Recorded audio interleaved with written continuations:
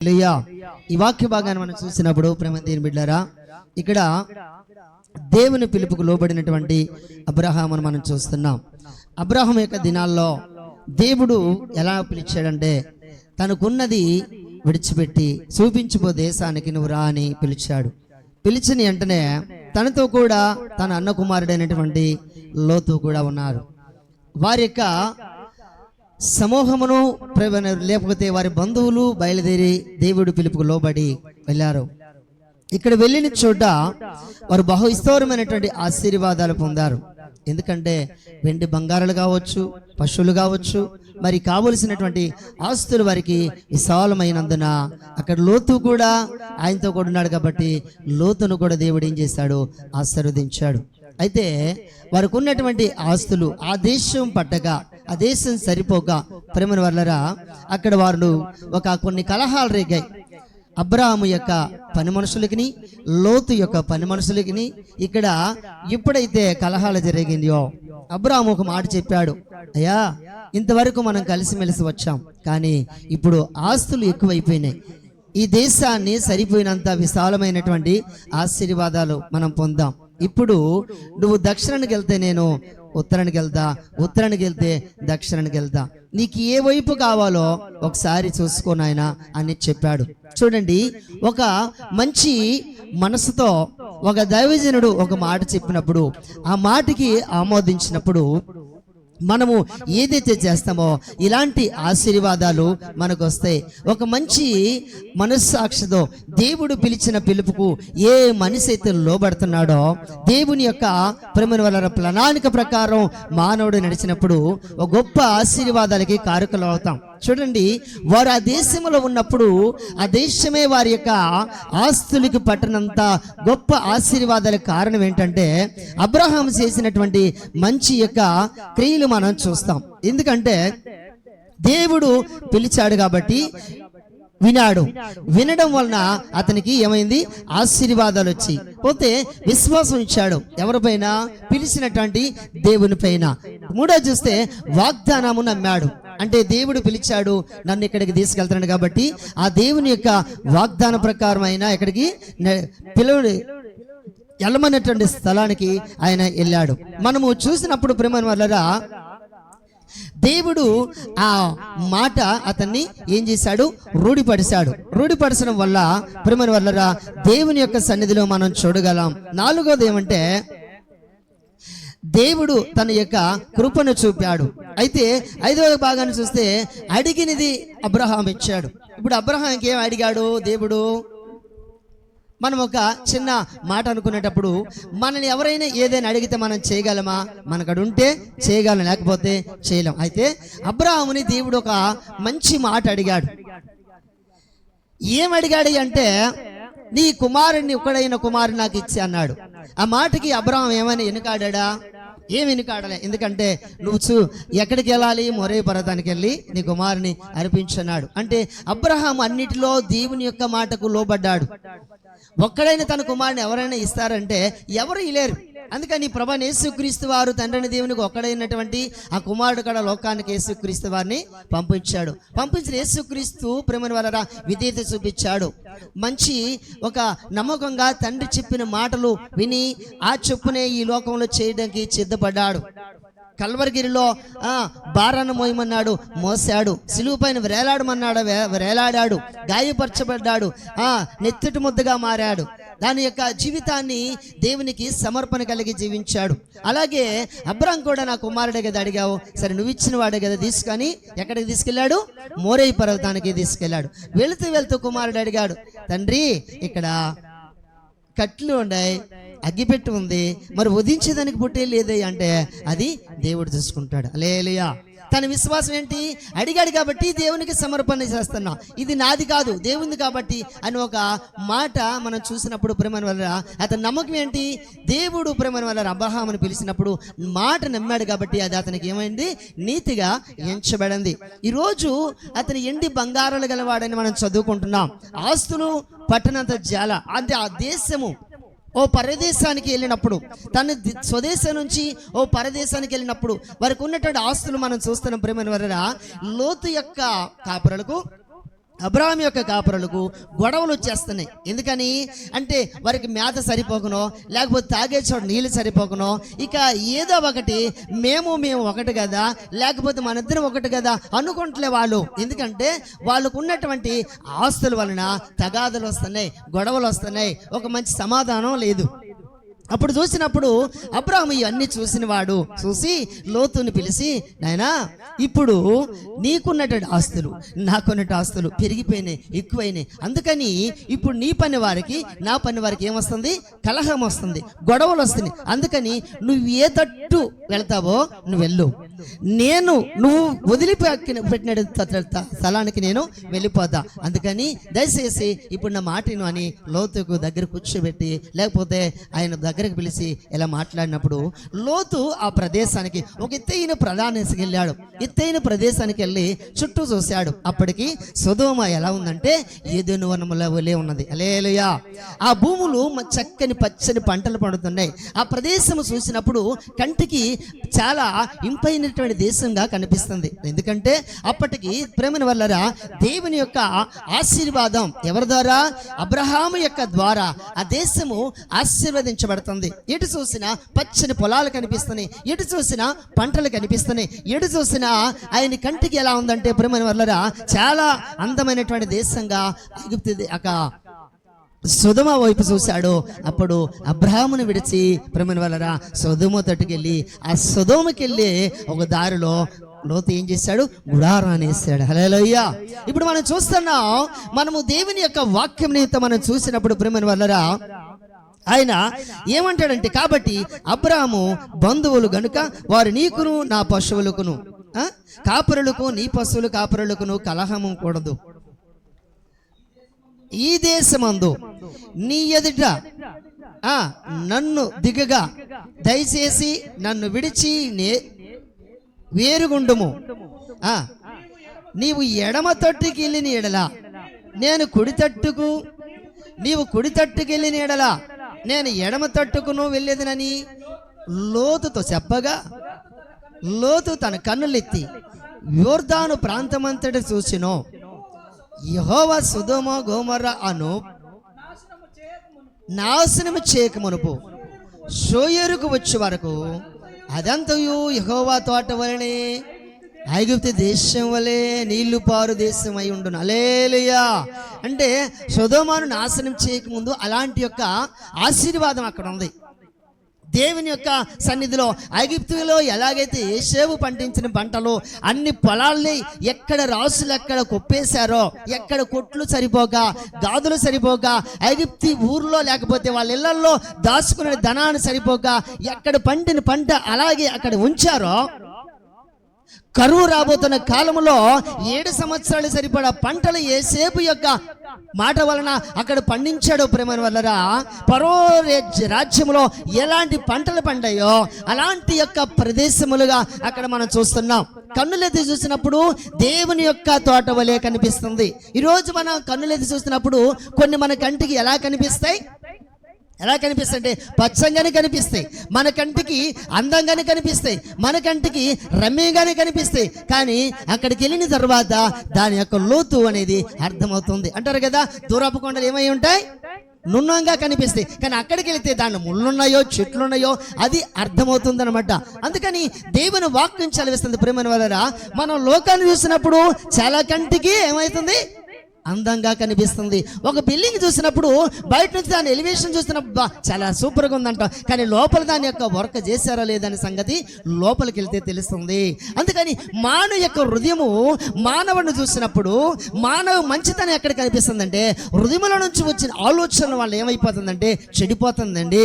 ఈరోజు మనము అబ్రహాము లోతును చూసినప్పుడు కుడి తట్టు ఎడమ తట్టు అని అబ్రహాము ఒక మంచి మాటలు చెప్పాడు. నువ్వు ఏ పక్క వెళితే నీ పక్క వెళ్ళిపోతా, అది నీ ఇష్టం.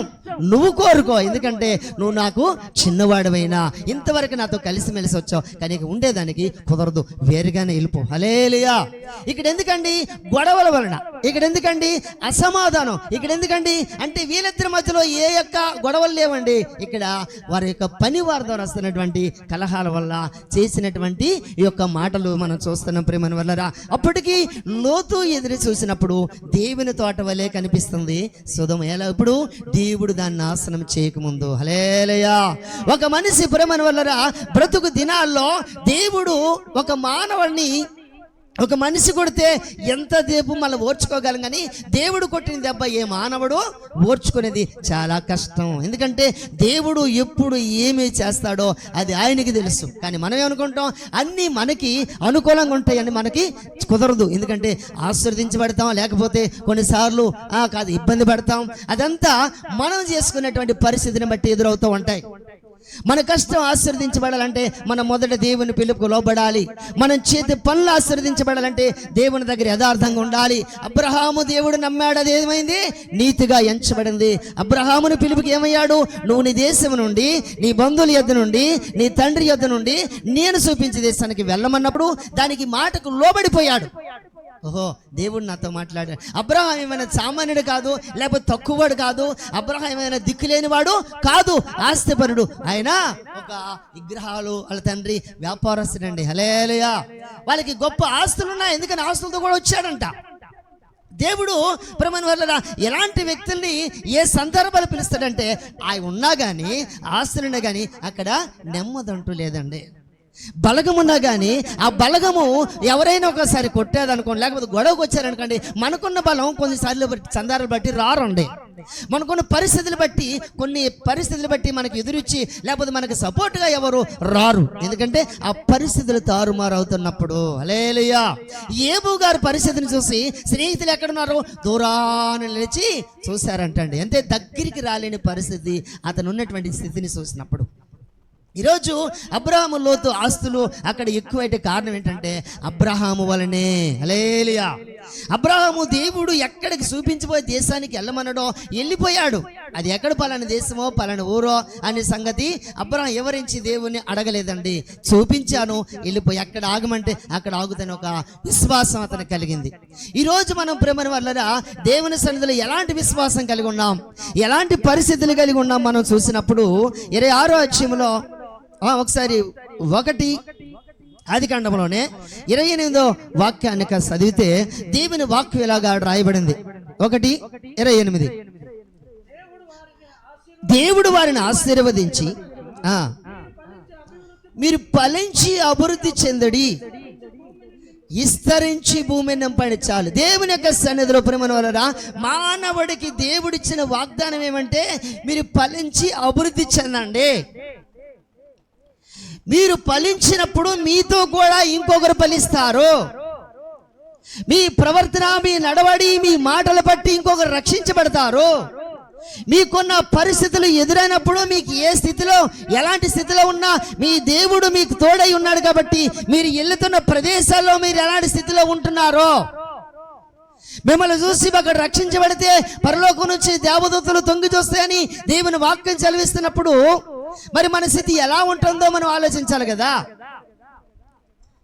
మనం ఇతరులకు మనం దేవుని యొక్క మాట చెప్పినప్పుడు మనం ఎలా ఉన్నాం? మనం ఆశీర్వదించబడుతున్న కారణం ఏంటి? మన దేవుడు మనకు తోడై ఉంటున్నాడని. ఎండి బంగారాలు గలవాడై అబ్రహాముని గొప్ప ఆస్తులు పెరిగి వారు ఆ దేశాన్ని పట్టజేయాలని ఆశీర్వాదాలు. మరి ఏ ఆస్తులే పట్టకపోతే ఆ దేశంలో ఉన్న వాళ్ళ ఆస్తులు ఏమైపోయినాయి మనం ఒకసారి ఆలోచించాలి కదా. మరి అబ్రహామును పిలిచిన దేవుడు ఆకాశం భూమికి సృష్టికర్త అయిన దేవుడు. హల్లెలూయా. హల్లెలూయా. ఈ సృష్టికి మూలమైనటువంటి దేవుడు, ఈ సృష్టికి పునాది వేసినటువంటి దేవాది దేవుడు ఆయన ఆశీర్వాదించాడు. సముద్రానికి భూమికి సృష్టికర్త దేవుడని, నా దేవుడని బ్రహ్మను వల్లరా నినయపట్నానికి వెళ్ళమన్నటువంటి ఆ యోనా ఒక మాట చెప్పాడు. సముద్రంలో ఏమన్నాడు? ఈ సముద్రానికి భూమికి నీ సృష్టికర్త అనే దేవుడిని నేను ఆరాధించే దైవజనుడిని. హల్లెలూయా. హల్లెలూయా. నన్ను ఎత్తి సముద్రాలు వేస్తే మీరు బ్రతుకుతారన్న ఎవరైనా మాట చెప్పగలరా? ఎవరైనా మాట ఇది నా వల్ల జరిగింది కాబట్టి మీరు ఎత్తి నన్ను సముద్రంలో పడవేస్తే మీరు ప్రశాంతంగా ఉంటారు. అయ్యో నాకు తెలియదు అన్నాడా? ఏమన్నాడు? ఇది నా వల్లనే జరిగింది కాబట్టి మీరు చావటం నాకు ఇష్టం లేదు, మీరు నశించడం నాకు ఇష్టం లేదు, నేను చనిపోయినా పర్వాలేదు, ఎందుకంటే నా వల్ల నీకు ఈడొచ్చింది. నేను సముద్రానికి ఆకాశానికి సృష్టికర్త అయిన దేవుని యొక్క దాసుని పలానా చోటుకి వెళ్ళమంటే చోటుకి వెళ్ళన్నయ్యా, నన్ను దయచేసి సముద్రం ఎత్తిపాడండి. అక్కడ దేవుని గణపరిచాడు పడవలో ఉన్నటువంటి వారందరూ. హల్లెలూయా.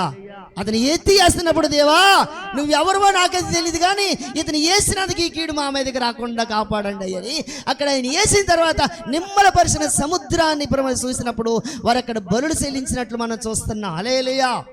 ఆపదలో ఉన్నటువంటి వారిని ఎత్తి పడేస్తున్నప్పుడు వాళ్ళకి క్షేమం కలిగింది.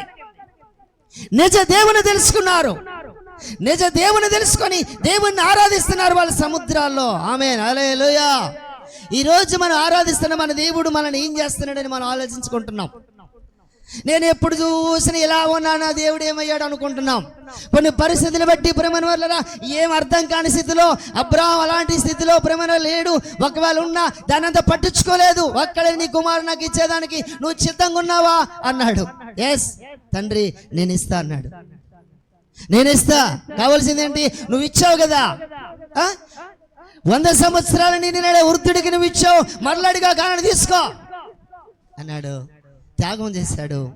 కుమారుడు అడిగాడు, తండ్రి అగ్గి పెట్టి కట్లున్నాయి, మరి వధించేదానికి పొట్టేలు ఎక్కడ? అది దేవుడు చూసుకుంటాడు. పనివారు ఉన్నారు, మీరు ఇక్కడ ఉండండి, నేను ఈ పిల్లవాడు వెళ్ళి బలి చెల్లించి వస్తామన్న విశ్వాసంతో ఒక మాట చెప్పాడు అబ్రహాం. హల్లెలూయా, హల్లెలూయా.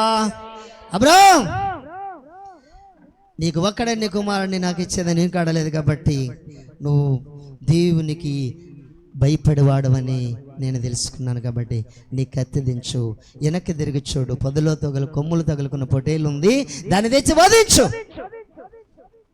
ఒక దేవుని మాటకు పరమైన వల్ల లోబడే ఒక తత్వం మనసుకు ఉన్నటప్పుడు మనం ఏది అడిగినా దాన్ని ప్రేమ వల్ల త్యాగం చేసినప్పుడు ఆ దేవుడు దాన్ని అంగీకరించుకుంటాడో అంగీకరించడం తరువాత సంగతి ఆ పిలుపుకు లోబడే మనిషి అవసరం. హల్లెలూయా.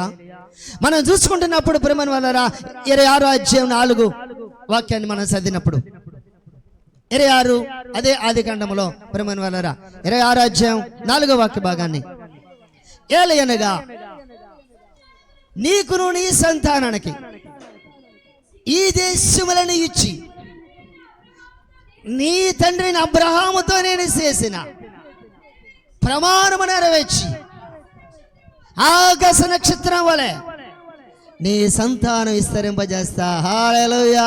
ఎవరితో చెప్పాడు ఈ మాట? అబ్రహాము కుమారుడైనటువంటి ఇస్సాకుతో వాగ్దానం చేస్తున్నాడు. నీకును నీ సంతతికి నేను ఇస్తానని నీ తండ్రిని అబ్రహాముతో చేసిన వాగ్దానం నీతో నెరవేరుస్తా. హల్లెలూయా, హల్లెలూయా. అబ్రహాము నడిచిన దారిలో కుమారుడు నడిచాడు కాబట్టి ఆకాశ నక్షత్రాలు మనం లెక్కిస్తామా? లెక్కించగలమా? ఆకాశ నక్షత్రాలు ఎవరు లెక్కించడానికి వీలు కాదు. అది దేవుడు నిర్మించినటువంటి నక్షత్రాలు. ప్రేమ వల్ల అబ్రహాము ఇలాంటి ఆశీర్వాదాలు నాకు వచ్చినా అని చూశాడు, కానీ అది ఇస్సాకులో దేవుడు నెరవేర్చాడు. ఈరోజు మనం చేసిన దేవుడు చేసిన వాగ్దానాన్ని ఎప్పుడైతే మనం నెరవేర్చే శక్తి మనకు వస్తుందో, దేవుని పిలుపుకు లోబడి దేవుడు ఎల్లమని చోటుకు వెళుతున్నామో, దేవుడు ఏదైతే కోరుకుండా దాన్ని ఇచ్చేదానికి వెనకాడకుండా మనం చేయి చాపుతున్నామో, దాన్ని ఇచ్చేదానికి వెనకాడకుండా మనం చేస్తున్నామో, దేవుని ఆశీర్వాదాలు మన వెనకుంటూనే ఉన్నాయి. హల్లెలూయా, హల్లెలూయా. దేవుడు మనం ఎప్పుడైతే పిలుస్తాడో ఆ పిలుపు ఎలాంటిదో మనం వినాలి. దాన్ని ఎలా లోబడుతున్నాం మనం ఆకాశ నక్షత్రం వైపు ఫలిస్తాం. ఈ భూమి పచ్చంగా ఉంటుంది అనుకున్నాం, చూసిందంతా ప్రేమ వల్ల వెళ్ళిన ప్రాంతం అబ్బో గొప్పదాన్ని సాటింపు చేసుకుంటున్నాం, ప్రకటించి కాదు. దేవుని యొక్క పట్టణములే మనము ఉండాలి. అబ్రహామును పిలిచిన దేవుడు మనల్ని పిలిచాడు. ఆయన నమ్మదగిన వాడు, ఆయనపైనే మనకు ఒక నమ్మకం ఉండాలి. హల్లెలూయా. ఎప్పుడైతే విశ్వాసం నిరీక్షణతో మనం ఎదురు చూస్తామో ఖచ్చితంగా మన దేవుడు మనకి ఇస్తాడు. ఆమేన్. అబ్రహాము నిబంధనని గౌరవించాడు. ఏం చేశాడు? దేవుడు చేసే నిబంధనని గౌరవించాడు. పిలిచిన పిలుపుకు లోబడ్డాడు, విశ్వాసాన్ని కాపాడుకున్నాడు.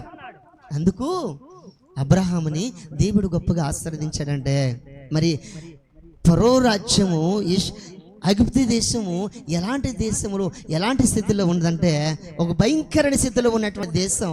మరి యోసేపు రాజు దగ్గర చేతిలోకి అప్పగించిన తర్వాత అది పచ్చని పంటలు పండిందండి. హల్లెలూయా. 7 సంవత్సరాల గర్వకు దేవుని యొక్క జ్ఞానం వలన అతను పండించిన పంటలు ఐగుప్తు దేశం అంతా ఆ ఊరుల్లో ఆ పట్టణాలు సరిపోక ఎక్కడ రాసులు అంటే తెలుసుగా మీకు? రాసులు అంటామా? ఏం రాసులు? ధాన్యం రాసులు అంటాం, వడ్ల రాసులు అంటాం, అంతే కదా. ఇవన్నీ ఎక్కడ పండే పంట యోసేపు రాజు అక్కడనే నిల్వ చేశాడంట. అర్థమవుతుందా? ఎందుకని? దేవుని యొక్క జ్ఞానం చేత పండించినటువంటి దేవుని ఆశీర్వాదాలు ఐగుప్తు దేశానికి వెళ్ళటానికి కారణం ఎవరో తెలుసా? దీని కారకుడైనటువంటి ఎవరు? యోసేపు. హల్లెలూయా. యోసేపు ధనవంతునికి వెళ్ళలేదండి. యోసేపు ఎవరో బలగంతో వెళ్ళలేదండి. ఒంటరి వాడుగానే ప్రేమ అమ్మబడి ఉన్నవాడు, దీనత్వం కలిగిన వాడు, దిగంబరత్వంగా మారాడు, చెరసాల్లో వేయబడ్డాడు, అవమానించబడ్డాడు. కానీ తనకు ఆశీర్వాదాలు రావడానికి కారణం దేవుడు తనతో ఉన్నాడు కాబట్టి. ఈరోజు దేవుడు మనతో ఉన్నాడు అనుకుంటున్నావా? అలా అది ఆశీర్వదించబడతాం. దేవుడు మనతో ఉన్నాడు అనుకుంటే ఆశీర్వదించబడతాం.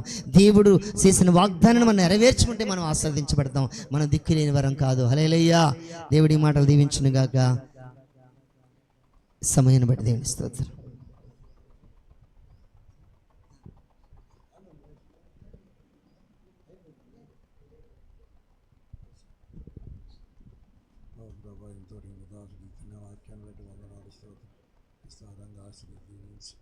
కోడికల ద్వారా పరిస్థితి ఎంత ఆశ్రయించి ప్రయాణం ఎంతో సాయంకాలం వల్ల తీసుకున్నాం ప్రార్థిస్తున్నాం తండ్రి. ఆమె ఎంతసేపు పాడవాడు.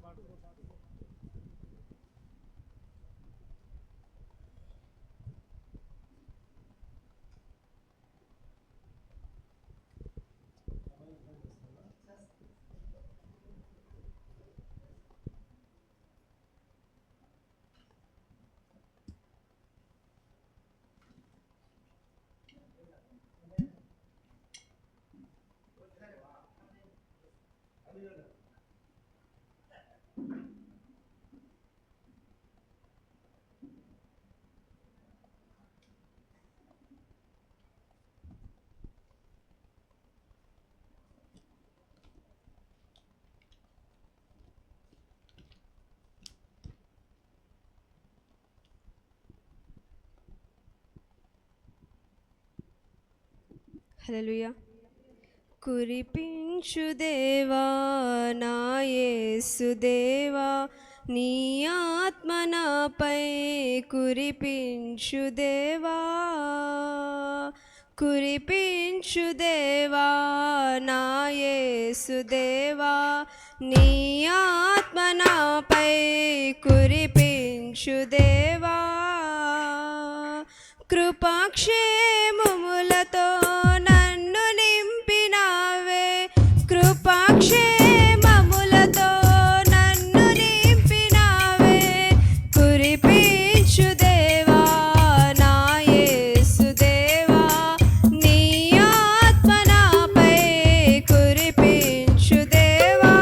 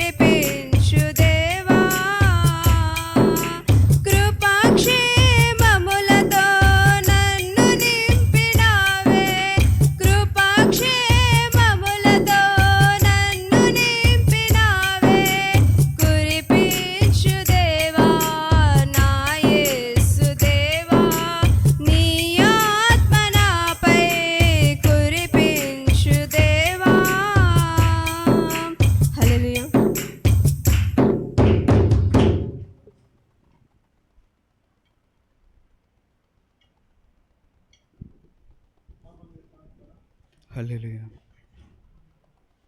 నాలో ఆవేదన నిన్ను చూడాలని ఒక క్షణమైనా నాకు కనిపించవా.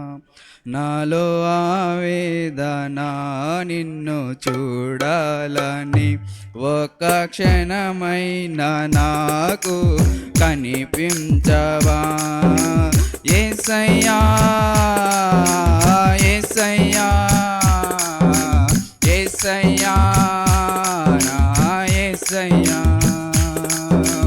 యేసయ్యా యేసయ్యా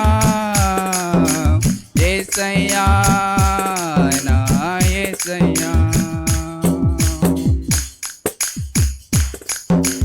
నిన్ను చూసిన మరుక్షణమే నా బ్రతుకు మారేనయ్యా. నిన్ను చూసిన మరుక్షణమే నా బ్రతుకు మారేనయ్యా. నా జీవిత భాగ్యస్వామివి నీవేనయ్యా. నా జీవిత భాగ్యస్వామివి నీవేనయ్యా. నాలో ఆవేదన నిన్ను చూడాలని ఒక క్షణమైన నాకు కనిపించవా. నాలో ఆవేదన నిన్ను చూడాలని ఒక క్షణమైన నాకు కనిపించవా.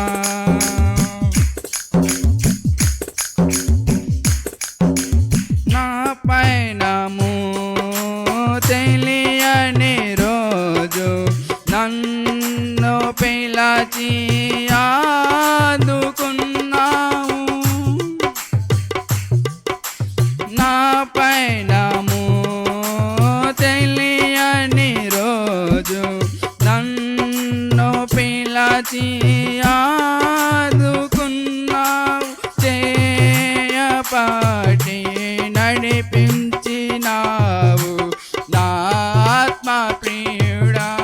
చేయపాటి నడిపించినావు నా ఆత్మ ప్రియుడా.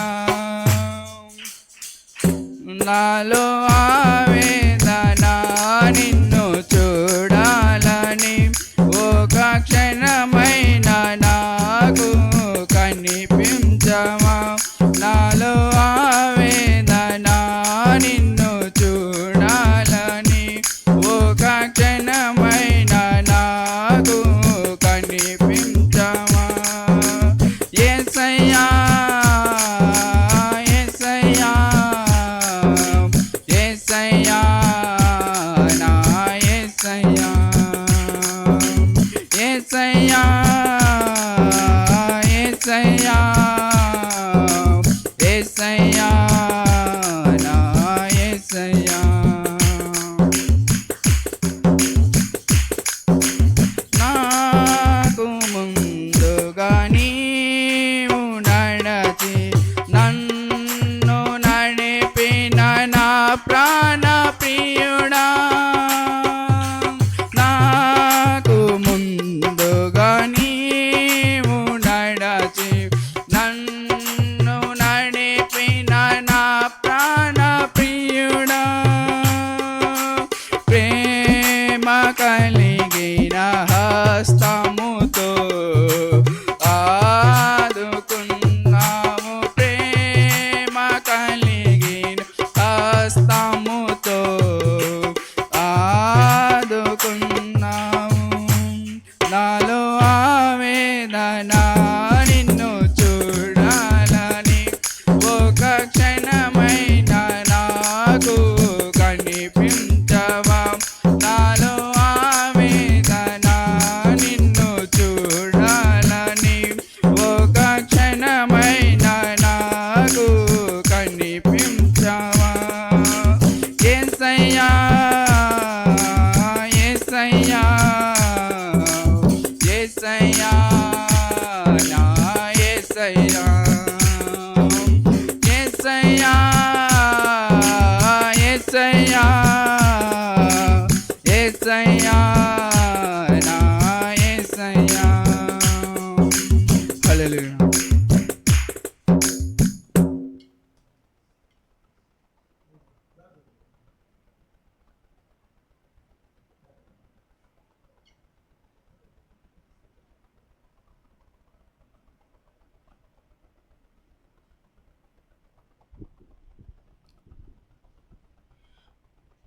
ప్రార్థన చేసుకుందాం అందరం కలిసి.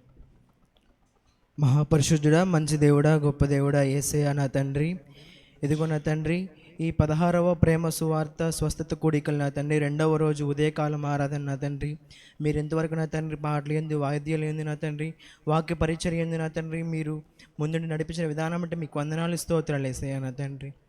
ఇదిగో నా తండ్రి యేసేపు గారు నా తండ్రి దేవుని యొద్ద ఎలాగ నమ్మకముగా ఉన్నాడు నా తండ్రి, మేమందరం కూడా నా తండ్రి మీ యందు నమ్మకం ఉంచి నా తండ్రి, మీ యందు విశ్వాసం ఉంచి నా తండ్రి యేసయ్య మా జీవితాన్ని బాగుపరుచుకుని నా తండ్రి, మీ యందు నా తండ్రి మేము సాక్షిగా నిలబెట్టండి యేసయ్య.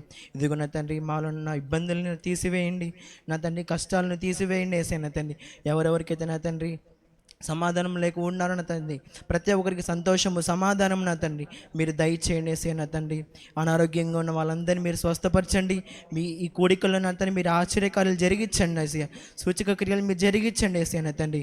దైవజనులు చెప్పిన విధానం బట్టి నా తండ్రి మేము ఏ విధంగా నడుచుకోవాలో యేసయ్య నా తండ్రి, మీ యందు సాక్షిగా నిలబెట్టే యేసయ్య, మీకే ఘనత మహిమ ప్రభావాలు చెల్లిస్తున్నాం నా తండ్రి. ఎందుకంటే అలాగే నా తండ్రి సాయంకాలం జరుగుతున్న ఆరాధనలో కూడా నా తండ్రి మీరు ఘనంగా జరిగించండి నా తండ్రి. ఆరాధన ప్రతి ఒక్క విషయంలో నా తండ్రి మీరు సమస్తము నా తండ్రి జయప్రదంగా మీరు జరిగించిన తండ్రి, మీకే ఘనత మహిమ ప్రభావాలు చెల్లించుకుంటూ నజరేయుడైన యేసుక్రీస్తు నామములో అడిగి వేడుకొని ప్రార్థిస్తున్నాం మా పరమ తండ్రి, ఆమేన్.